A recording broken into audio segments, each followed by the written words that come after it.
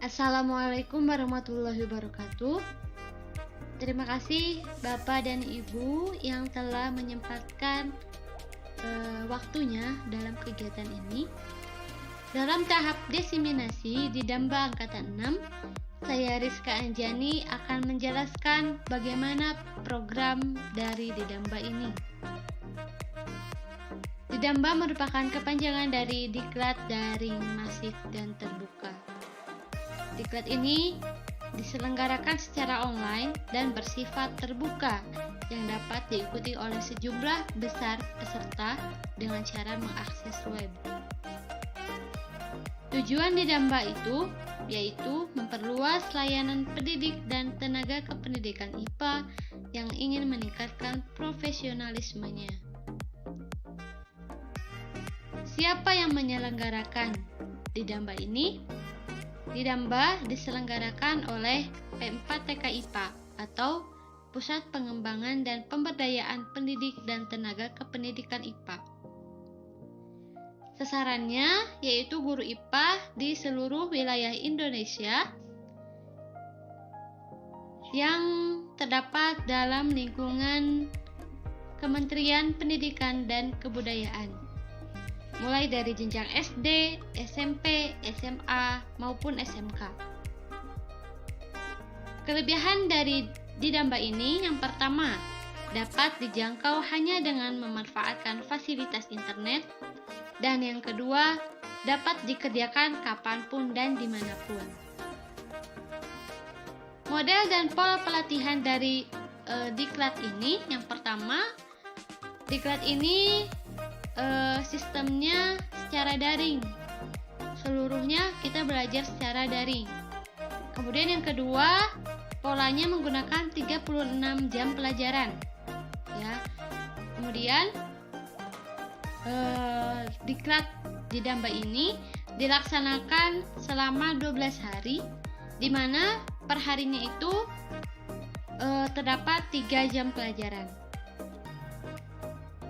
Pembagian waktu Didamba ini yang pertama ada pembukaan yang dilaksanakan pada tanggal 18 Maret 2021, kemudian proses pembelajaran yang dilaksanakan pada tanggal 18 sampai 31 Maret 2021, yang ketiga ada penutupan yang dilaksanakan pada 1 April 2021, dan yang terakhir tahap diseminasi yang saya laksanakan saat ini yaitu tanggal 1 sampai 7 April 2021.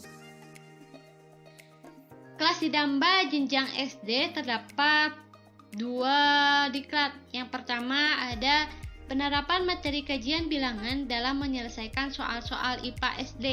Ini ada 2 kelas, kelas A dan kelas B. Yang kedua ada Diklat PCK berorientasi HOTS. Ini juga ada 2 kelas, kelas A dan kelas B. Kemudian kelas Didamba jenjang SMP. Yang pertama ada pembelajaran IPA SMP pada masa pandemi COVID-19 dengan pemanfaatan aplikasi digital. Yang kedua, Sayangi Bumi PJJ STEM bertema lingkungan untuk guru IPA.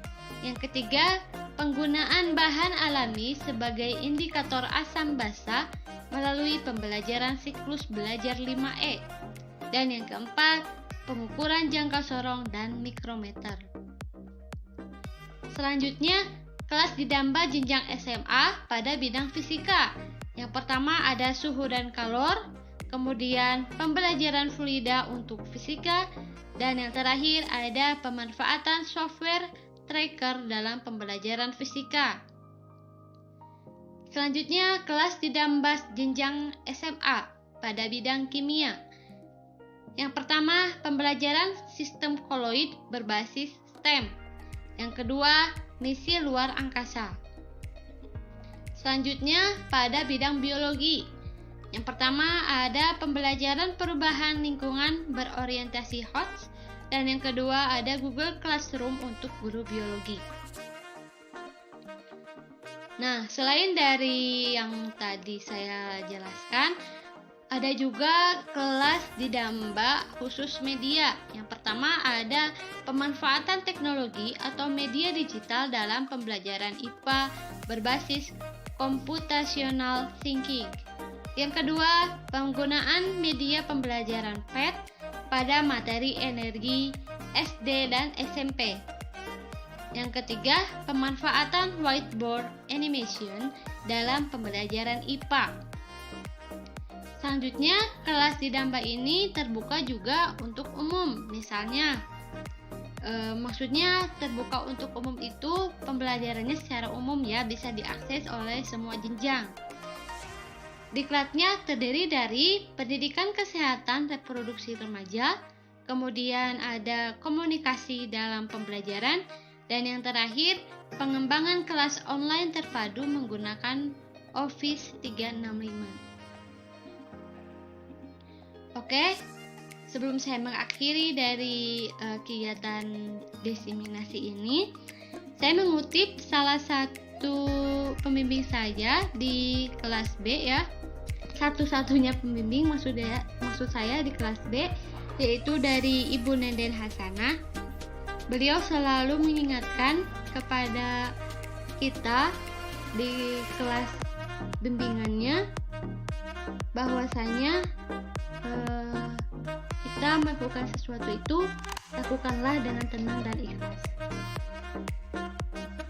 Oke, terima kasih Bapak dan Ibu guru yang telah menyempatkan waktunya untuk mengikuti kegiatan ini. Wabillahi taufiq wal hidayah. Wassalamualaikum warahmatullahi wabarakatuh. See you.